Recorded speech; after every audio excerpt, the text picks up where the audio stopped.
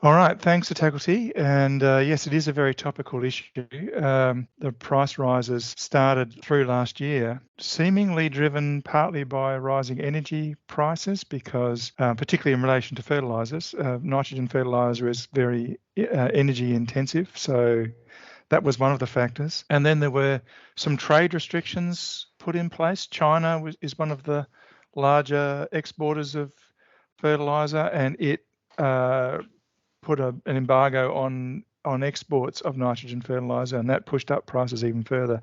So that was all happening well and truly before the Ukraine situation. And so actually in December, I was invited to speak to a group of local agronomists about what it meant for particularly nitrogen under very high prices. And then about a few weeks ago, I did a national hookup webinar with agronomists nationally and gave the same talk. So basically the talk I'm giving today is the same or similar as what I've given on those two occasions. Given the origins of the talk, it's really almost like a primer on the economics of input management and making decisions about input levels. So those of you with a strong background in production economics, probably the older ag economists on the line, will probably find some of the earlier stages a bit ho-hum and very familiar, but I think it won't be familiar to everybody. Okay, so I'm focusing just on nitrogen. Ross Kingwell a couple of weeks ago talked about a whole range of inputs and potentially outputs being affected. I'm very much focusing on one particular input, nitrogen, which is globally, I don't have stats for this, but I would think it's probably the single input on which the most money is spent by farmers. And there's been a lot happening in the world of nitrogen. Even before the invasion of Ukraine, we were seeing very high prices for nitrogen fertiliser, at least doubling, and in some cases looking like it could even go up to tripling, and who knows what will happen now. But in addition, there was a very unusual event just before Christmas, or in December, November, December, where there was a sudden extreme spike in the premiums paid for protein, particularly, which is in wheat, that is, specifically. So I'll talk about protein premiums later on in the talk. I'll start by ignoring them, but we'll bring them in later on because they make things a bit more complicated. Protein is an important factor when thinking about nitrogen because the level of protein that you get in a wheat grain, an ear of grain, is dependent on how much nitrogen the crop takes up. So it depends on how much fertilizer is applied. So when there were extremely high, unbelievably high premiums for protein for a while, that was making people think about, well, should I be increasing my fertilizer rate rather than decreasing it because of high fertilizer prices? And then, of course, we've got the whole situation in Ukraine, which is still very unclear and very uncertain what might happen there going forward. But one of the things that's likely to mean is high grain prices. So we've got different things going on. Some things tending to push farmers towards using more nitrogen fertilizer and some less. So how do we sort of think about and cope with all of that? And I'll just, as I've already commented, this is an issue of global interest, and Tacklety's comment highlights that. These are some farmer websites before Christmas and showing the level of interest and concern about high fertilizer prices. And, there are just hundreds of similar articles. It's even made sort of mainstream media. I read some articles in mainstream newspapers talking about the high price of fertilizers. Okay, so the question I guess that I'm mainly focusing on today is how farmers should think about responding to this very unusual and complex set of circumstances. And my starting observation will be that economics has a set of tools and insights that can help a lot in doing this. And it's quite interesting that these tools and insights are not greatly used by many of the people who advise farmers about fertilizer usage. So the the group of agronomists that I spoke to a few weeks ago, had a fairly deep conversation with them about how they make their recommendations for farmers. And they barely consider the economics. It's basically a biological issue as far as they're concerned. They calculate how much nitrogen is taken off the field in grain and how much nitrogen is lost through volatilisation and how much is likely to be lost through, moving down the soil profile with water and so on. So they basically do a physical budget of what's happening to all the nitrogen and then make a recommendation for a nitrogen rate based on that, which probably means that they are missing out on an opportunity to make even better recommendations to farmers.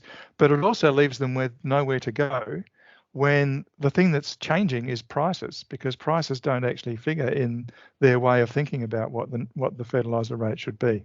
So that's why I guess they were interested in talking to me. So these tools and insights in economics are really old, like, a century old, at least in principle. And so what I will do today is demonstrate the logic. And as I say, for some of you, this will be old news, but not all. And then I'll talk about some key findings, I think not all of which will be old news. There's some interesting empirical findings from the application of these tools that even the old hands might not be up to speed with. And throughout, I guess I'll be making some comments about what it might mean for farmers thinking about nitrogen usage currently. I'm going to use a particular example to illustrate the principles and ideas that I'm presenting, and I'll use a nitrogen response function, which is a relationship between nitrogen rate and crop yield that was provided to me by Bill Bowden from the Department of Agriculture. Bill worked for decades on nitrogen and other nutrients and developing recommendations for farmers. And he was relatively unusual in that he did go the extra step and grapple with the economic aspects of the problem as well. So I had a lot of time for Bill and his work in this area. And one of the useful things he did was document and create models of response functions in different circumstances. Initially I'll be assuming a particular wheat price. So there's different qualities of wheat, which I'll talk about a bit later on when we talk about protein. But for a fairly bog standard wheat, Australian standard white, I'll be assuming initially that there's a farm gate price of $300, and we'll look at the possibility of that going up later. I'll be simplifying things by assuming that all of the nitrogen applications are lumped together in the graphs and the calculations that I do. In reality, that was probably true decades ago, but increasingly farmers have been splitting their nitrogen applications and waiting until the season is underway before making final decisions about how much nitrogen to apply. And this has become more and more possible as farmers have got into controlled traffic farming. So that means having specific track lines in the field where the tires of the equipment goes, so that any compression of the soil is all happening on the same spot, because it was found that compression of the soil in that sort of way from the tires of large heavy equipment caused reductions in yield. But if you concentrate it all in one spot, then that yield loss is all concentrated in that one spot, and the rest of the field performs well. And so that gives the farmers more opportunity to come back multiple times through the course of the season and apply 2, 3, or even 4 applications if they really want to, and tweak those applications to suit the growing conditions. So if it's a really dry year, you might not apply any more after your initial application. But if it turns out to be a really good year with looking like you'll get high yields, then the economics would favour applying more fertilisers later. Because I'm just looking at one particular example and just examples of prices, I want to stress that the results are broadly indicative. I'm certainly not making recommendations about what any particular farmer should do. All right, so let's get into what does the simple economic model look like. And I'm asking the question, what rate of nitrogen fertiliser would maximise a farmer's profit? and I'll probably jump around between calling it profit and gross margin and payoff.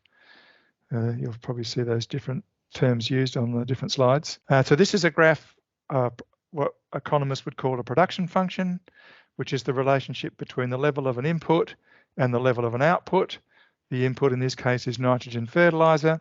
The output is the yield of in this case wheat in tonnes per hectare on duplex soils in the central wheat belt of Western Australia. In a particular set of growing conditions, this is for a year when it's expected that the potential yield is about 2.5 tonnes per hectare. So you can see it, that the function sort of levels off at about 2.5 tonnes. So I'm going to be using this in my economics.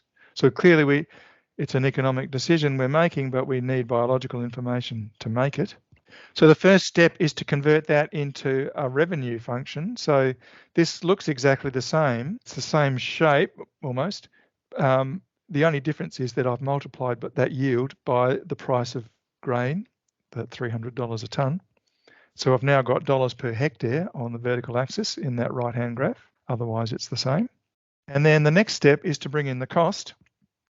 And I'm in this particular version of the cost, I've got a line there. I'm ignoring the fixed costs of applying fertiliser. So any costs associated with the equipment, for example, the machinery, this is just the cost of the actual fertiliser itself. And you can see that the more fertiliser we apply, the higher the cost, of course. And I'm assuming it's just going to be a constant cost. The more you apply, it goes up in a straight line. And this particular line is based on an assumption that the price of nitrogen is $2.17 a kilogram, which is about $1,000 a tonne for a particular nitrogen fertiliser, urea, probably the most widely used nitrogen fertiliser in the world.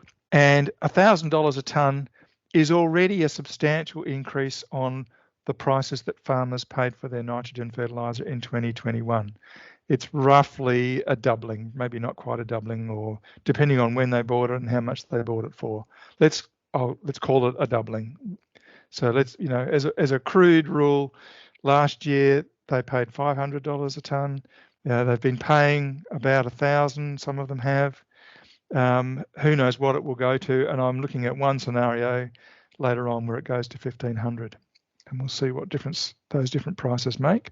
But anyway, here we are. We've got our revenue, we've got our cost, and we're interested in the point where we'll make the most profit. So all I need to do is, for each nitrogen rate, subtract the cost from the revenue to find out what the profit is at that level of fertiliser. So there, that lower curve is where I've done that. That's the revenue minus the cost. And you can see that it comes to a maximum at about 60 kilograms per hectare of nitrogen, and then falls steadily, reflecting the fact that the revenue is no longer increasing by very much, but the cost is continuing to increase steadily. All right, so that's very helpful. We've subtracted the cost from revenue at different nitrogen rates to get profit at each nitrogen rate. All right, I'm just jumping back. I'm just going to drop that first revenue curve now and look at the net revenue or payoff or profit or gross margin curve. And this curve answers our question. The question we've been building towards is what rate of nitrogen fertiliser would maximise a farmer's profit. So it's the highest point on this curve. So it's the top of the hill. It's at about 56 kilograms per hectare. Now, the economists amongst you might have noticed something that seems unusual about the way I've approached this analysis. And that is that when economists do this sort of analysis, they almost always do it by calculating the marginal revenue and the marginal cost and finding the point where the marginal revenue equals the marginal cost. And all their graphs are of marginal revenue and marginal cost, not of absolute revenue and absolute cost. I am very intentionally not doing that, because I think that is much less transparent to farmers and to consultants about what really is going on. So all of the graphs I will present today are in absolute space, not marginal space. And shortly I'll make a point which I think is, and an important point, that I think is only apparent when you do these graphs in absolute terms, not in marginal terms. Okay, so on that. But before I get to that, I can now repeat that process with different nitrogen cost levels. So as I said, I've got nitrogen at $1 or $2 or $3 a kilo in these three different curves, which is equivalent to $500 or $1,000 or $1,500 a tonne of urea. And I can answer the question now for each of those different prices. And I've got these dashed lines there, and you can see that if for the lower price, the lower fertilizer price, the optimal fertilizer rate was about 80 kilograms.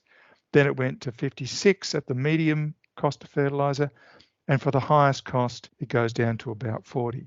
So for this particular example, you can see that if we triple the price of fertilizer, the optimal rate roughly halves. I'm not putting that forward as a general rule. I'm just saying that is the example. That's the result we got for this particular example. But one thing that is a general rule is that the higher the price of nitrogen, the lower the optimal N rate. And in fact, the higher the price of pretty much any input, then the lower will be the optimal rate of that input.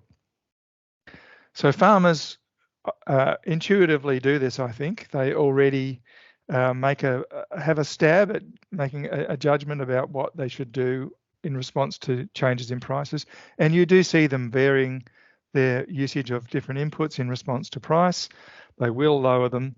And this analysis is just sort of formalizing that and making it really clear how this works and why it is that as prices change, the optimal input rates also change. All right, but I want to emphasize this other point that I said I was going to make, which is the fact that if you look at those curves, I've dropped off nitrogen rates above 100 now to focus in on the optimal rates between 0 and 100. And I've dropped off the middle curve. I've just got two now. I've got the $1.09 and the $3.26 per kilo for fertilizer. That's just two of them. But what I'm asking now is a slightly different question. Rather than saying, what is the optimal rate? I'm now asking, what range of nitrogen application rates would give payoffs within 5% of the maximum payoff? And I've graphed those, I've indicated those with the dashed lines. So for the higher price curve, I think it's on the next slide. For the higher price curve, the optimal rate is anything between 16 and 66 kilograms per hectare. Oh, no, sorry, reword that. No, it's not exactly the optimal rate, but the rates that give almost the highest possible level of profit is any nitrogen rate between 16 and 66. And for the low price of fertilizer, it's any rate between 42 and 138. So what is really striking about that is that they are enormously wide ranges, right? I started off by saying that the optimal rate for when the price is low was 80, but actually that's not very helpful information or very important information in itself. What's important is to know that any rate between about 40 and 140 will give a profit that's pretty close to being the optimal level of profit that you can possibly generate. And that range of that sort of plateau level where the range of fertilizer rates sort of change does vary a bit depending on the prices, as you can see. But even between massively varied prices, so this shows one result for $500 a tonne and one result for $1,500 a tonne, so a tripling, there's still a substantial overlap between the ranges of profit that would give almost optimal levels of between levels of fertilizer that would give almost optimal levels of profit. So this is a really important reality about fertilizer application that is not sufficiently widely known. It isn't something that is emphasized enough by the people who give farmers their advice about fertilizer rates. And it's something that even economists tend not to emphasize enough either, probably because we're doing all our calculations in marginal space and we don't actually, and if you're doing that, you don't see this, right? You only see this, you only sort of notice it, it only jumps out at you if you do these graphs in absolute space like I've done here. I want to emphasise too that this is not an unusual result. Like, this isn't something that's specific to duplex soils in the central wheat belt of Western Australia. This is basically a global result. This occurs on all soil types in all places for all types of crops. And I've got data sets from all over the world where I can show you this result, more or less. This is some work I did in Minnesota with Phil Pardey a couple of years ago. And these are for corn grown in a number of different states in the Midwest, in the US, a whole lot of different trials measuring corn yields as a function of nitrogen rate, converting those into profit. And so all of those curves, the coloured curves, represent that profit function in relation to nitrogen rate. And the black part, or the black dots, represent the profit maximising level of rate, right? So that tells you the maximum level, the level of fertiliser that will give you the maximum profit. But then the black lines going to the left of the dot show you how much farmers could reduce their nitrogen rate without sacrificing more than 5% of their profit. And it's pretty similar to what we saw for wheat in Western Australia. The average is about 40%. So the context for this research was we were interested in reducing nitrogen usage to reduce water pollution in the Mississippi River. So we were trying to find low-cost ways of doing so, and this is clearly a low-cost way of delivering pretty high reductions in nitrogen pollution, especially since most of the pollution, most of the loss of nitrogen out of farmers' fields comes from the highest levels of application. If you just apply a low rate, not much gets lost. The level of nitrogen loss tends to increase, the proportion lost increases as you apply more fertiliser. Okay, so that's enough about that. So clearly this has some important implications. It means that farmers have flexibility and can adjust their rates for reasons other than just the economics. If they want to, they can, or the direct financial consequences, they could adjust it for risk, for example. And it means that they don't need to be too fussy about getting the nitrogen rate precisely correct. So that's actually a message, one of the messages for farmers thinking about what to do about high fertiliser costs. It says, okay, it's probably a good idea to reduce your fertiliser usage to some degree, but there's no need to stress about it, right? There's very wide margins for error. So if you did, for example, go with a rough rule of thumb of halving your rates or chopping a third off your rates, your usual rates or something like that, it'd be pretty safe to say that even if that's not optimal, it's not going to be far off to being optimal, right? The cost relative to being optimal of a very simple strategy like that is going to be very small. So that's a useful insight for farmers. All right, as promised, I want to talk a bit about protein now. So specifically in the context of wheat, protein becomes quite important in some situations, and it complicates the story to some degree. I need some more assumptions if I'm going to talk about the economics of protein. So here are the additional assumptions that I'm making. At the top of the slide there, I'm assuming, this is a very simplistic assumption. The reality is, the biology is fairly complex actually, but from the point of view of a simple economic analysis, I'm assuming that an extra 35 kilograms per hectare of nitrogen would increase my protein in the grain of wheat by about 1%.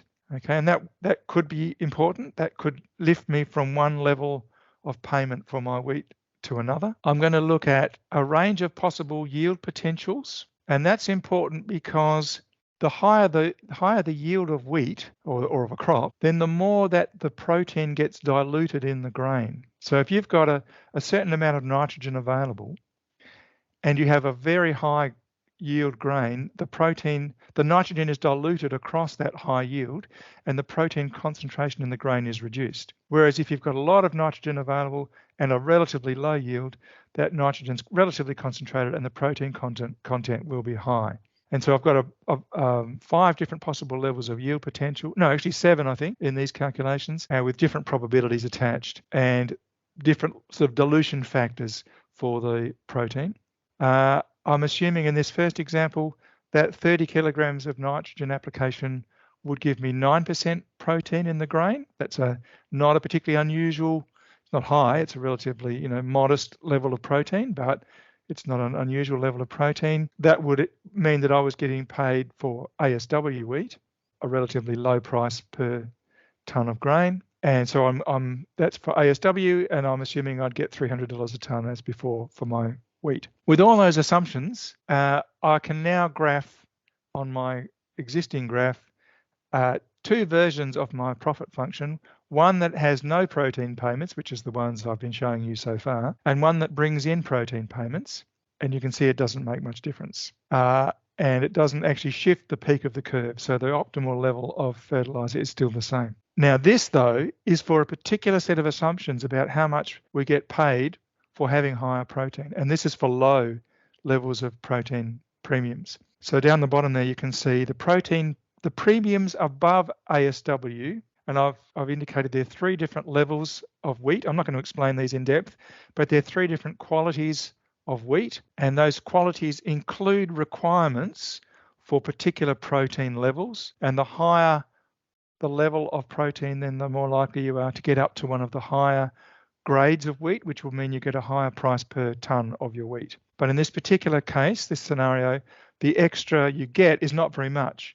And so even for the highest quality wheat that I'm representing, H2, you only get another $12. So it's $312 a tonne instead of $300 a tonne. And those low levels of protein premium are not enough to make a big difference to the economics of your fertiliser use. But if this one's the same except for the protein premiums at the bottom, I've now said I'll get up to $30 premium for the highest quality grain.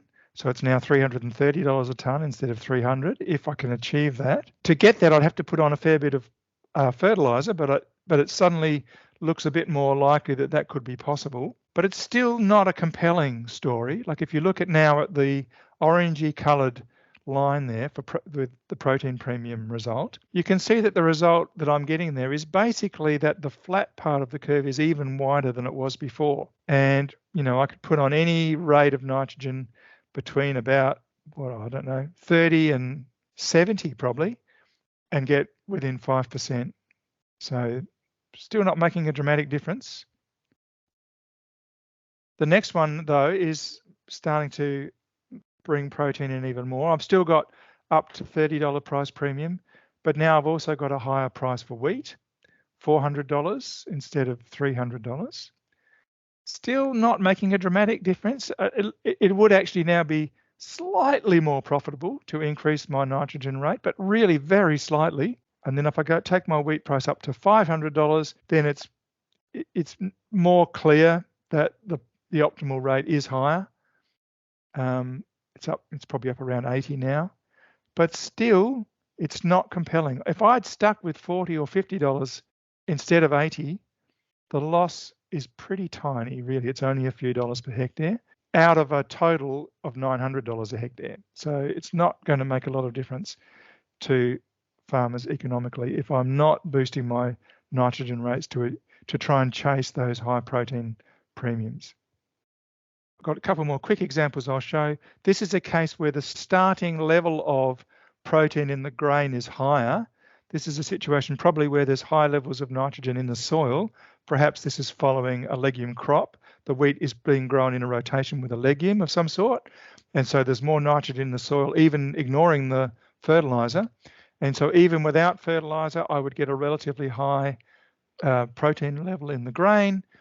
In this situation, it suddenly becomes a little bit clearer that it's worth going for higher protein levels by putting on more nitrogen, because it doesn't require so much extra fertiliser to get me up to the higher wheat qualities that get the protein premiums.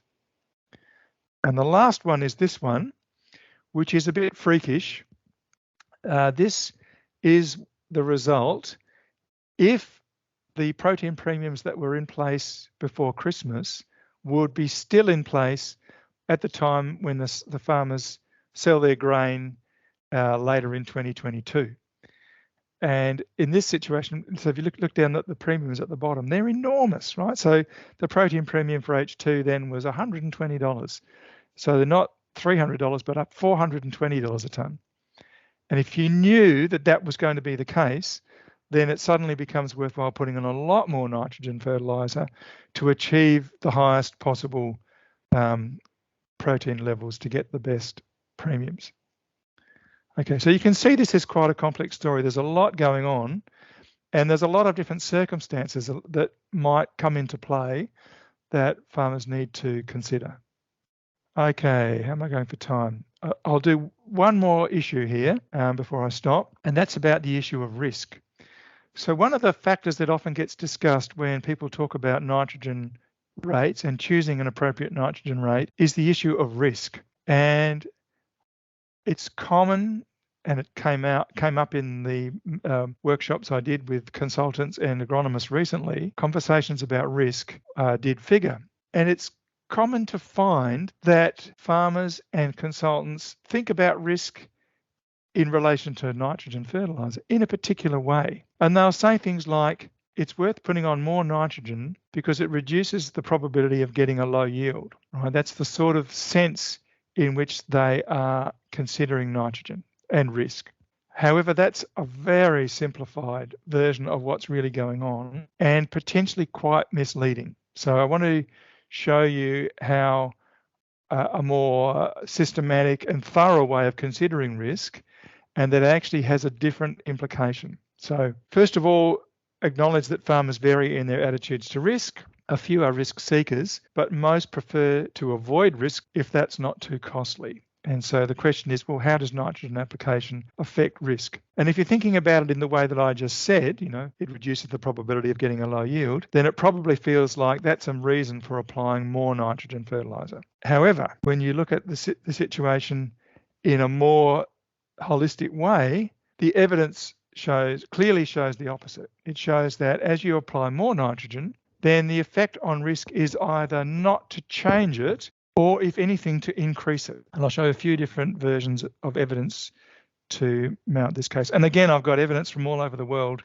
that shows this. So this is some modelling work from New South Wales showing variation in yields of wheat as you go to higher nitrogen rates. This is a box and whisker diagram. So you can see that as you go to higher nitrogen rates, the width of the box in the middle gets wider, and that's indicating that the variability of wheat yield is going up as you apply more nitrogen.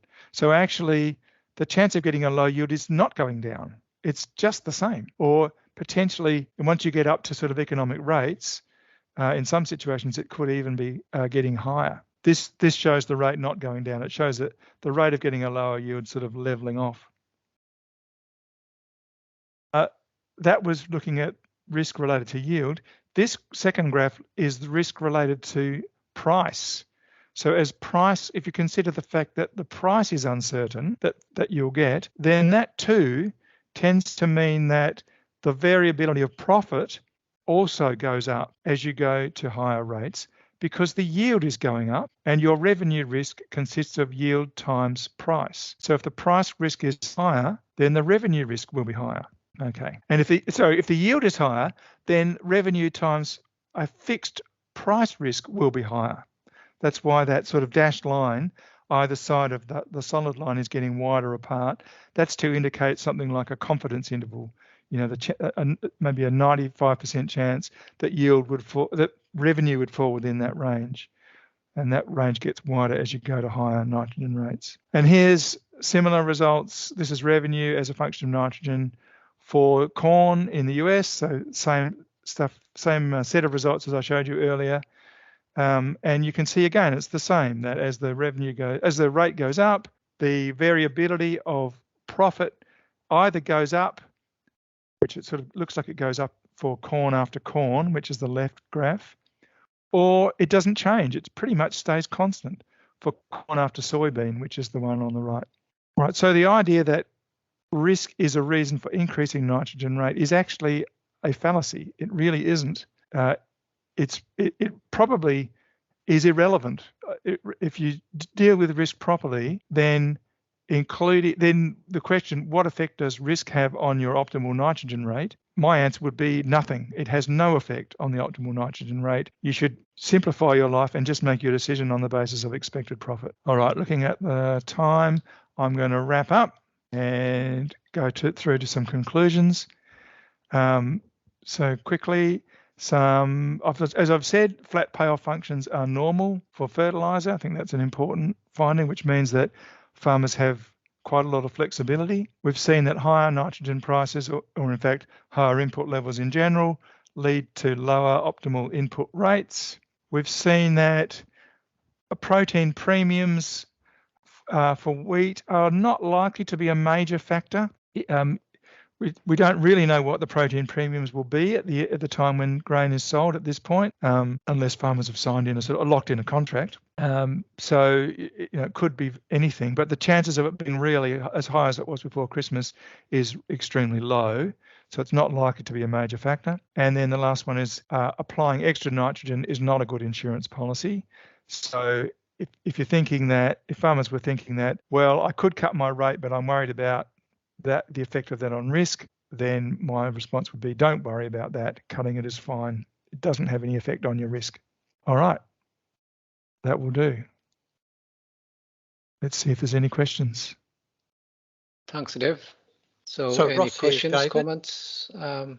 Yeah, I think Steve, you had some comments, and Jacob also, you had some comments in the chat line. I think we can see them, right? Comments? I'm just getting to them. Chat. Here we go. Okay. Oops, got to find it now. Gone too far. Here we go. Steve, and when you account for uncertainties, plus or minus 5% of the max profit is still too precise. Yeah, right.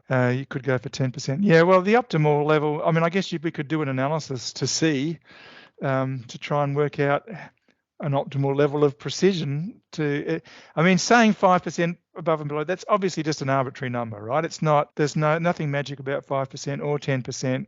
It's really just used to illustrate the fact that there is a very wide margin for error. I haven't tried to think about whether there is a sort of a certain plus or minus figure that would be the right number to use under certain assumptions, but that's an interesting question. But yeah, sure, maybe 10% is just as good. Jacob, considering the news we're getting out of China and the US about seasonal projections as well as the invasion of Ukraine, is it likely that we'll see protein premiums like we saw last Christmas? Well, I don't know. Probably not. I mean, they were just so extreme, and they were a relatively short-term combination of circumstances. I think we could see very high grain prices. I think that's a possibility, which also will push up input demand. Although if the inputs prices go up as well, they could roughly cancel out. Ross is saying yes, that scenario is increasingly likely. Okay. Cool. Thank you. Ross has another comment. Okay. Shall we just work through them? Here's one from Steve. Yeah. Risk goes up or down. It may clarify things if one specifies risk means only upside or downside. Yeah. Okay. You're right, Steve. I think that most people think about risk as a bad thing, right? The probability of a bad thing happening is the way most people conceptualize risk, and I think that's why they're talking like that. Fiona has a comment or a question. Do you want to unmute, Fiona, and ask? Yeah, I'll ask it. So just thinking, about the effect of, because we farm in a dryland system, just thinking about the effect of timing of rainfall on fertiliser decisions. I guess what I sort of pick up from farmers is that the fertiliser decision making post seeding, for the top ups, seems to be more about not missing out on upside from late season rain. Yeah, not so much about how does that sort of fit in. I guess that's why we do it, is we hedge our bets and we say, well, we're not really sure whether we're going to get that late season rain, but we don't want to miss out. So, that is definitely a risk mitigating strategy, because you're reducing the chance of putting on nitrogen fertiliser that's wasted, because the yield potential isn't there to use it, and you're maximizing your, making sure you tap into the opportunity to get the very high yields if they're available because it's rained really well at the right time. So definitely, yep, I think the opportunity to split is a very positive strategy from both profit and risk. Michael, do you want to ask a question? Michael has his hand raised. I was going to say your gross margin figures look very flat, but I'm wondering whether actually would be more interesting to look at net margin. It's profit that they're worried about, and that it actually might be less flat. Or it won't be less flat when you're looking at that, and it's profit which is going to let you pay the school fees. So profit. So in terms of what am I missing from those curves to bring in profit? It's fixed costs. So costs that are fixed from the point of view of, and I'm thinking about nitrogen rate at least, costs that don't vary as the nitrogen rate changes. Or just the difference between the price of the fertilizer and the marginal revenue. That is what I already had, right? That's basically what I'm doing. That graph where I've got total revenue and total cost, I could have, as I was saying, I could have done that as marginal revenue as marginal cost and got an intersection with marginal cost. It's the same thing. It's just graphed in absolute space instead of marginal space.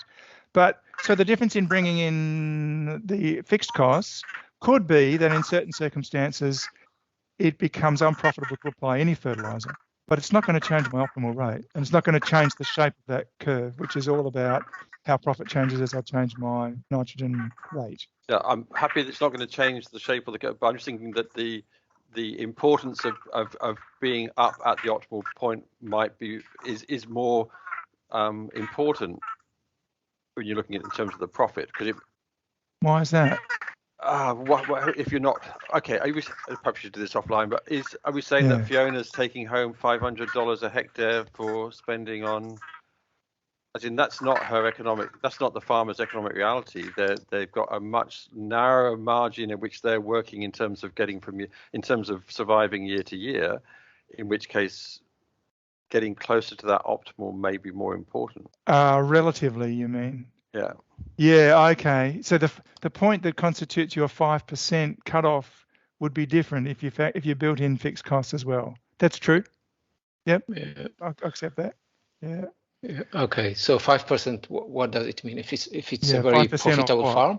Yeah, and as I said, the 5% of revenue is just an arbitrary, of net revenue is just of gross margin is just an arbitrary number anyway.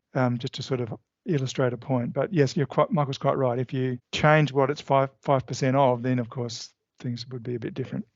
Ross's comment here about flatness and the disjointedness in the response functions. So Ross has said, flatness in payoffs is worth emphasising. However, for wheat, there is disjointedness in response functions as prices for grades have some narrow protein ranges. So what that's basically saying is that there's a step function on how much you get paid depending on the protein level that you get. It doesn't go up in a smooth way. So I can't remember where the steps are anymore, but if you get 10.4% protein, you get one price.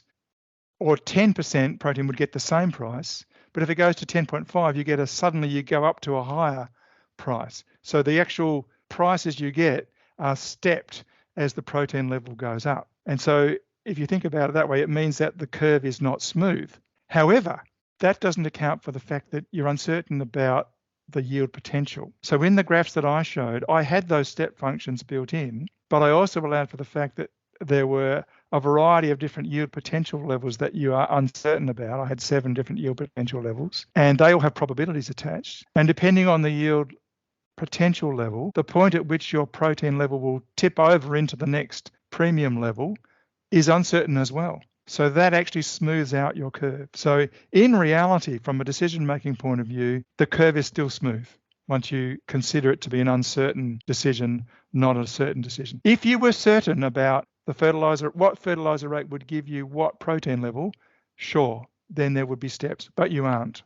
Okay, Ben has a comment about the dynamic consideration of what you are doing. So do you want to answer that? Yeah, so it varies between the nutrients.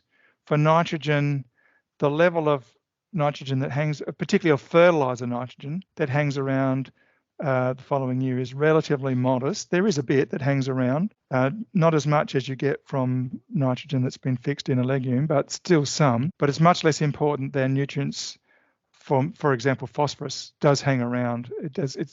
Stays fixed to soil particles, and so decision making about rates of phosphorus is much more. The dynamics of it become much more relevant, and the error that you're making by ignoring the dynamics in the nitrogen is pretty small. But if you did it for phosphorus, then it would be more substantial. What's happening at the moment is that because the prices of phosphorus are going up too, farmers are talking about skipping a year of phosphorus, like basically applying no phosphorus, because they know that there's, if they think that there's still reasonable levels of phosphorus in their soils from previous year's applications.